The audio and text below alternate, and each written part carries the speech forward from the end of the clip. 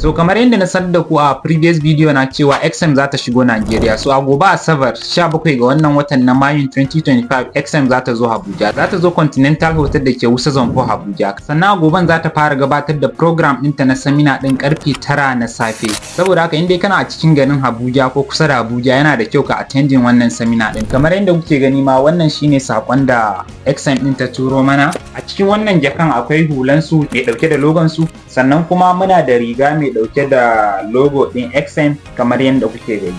Gashi nan kamar yadda kuke gani, XM is about to dominate the African forex market.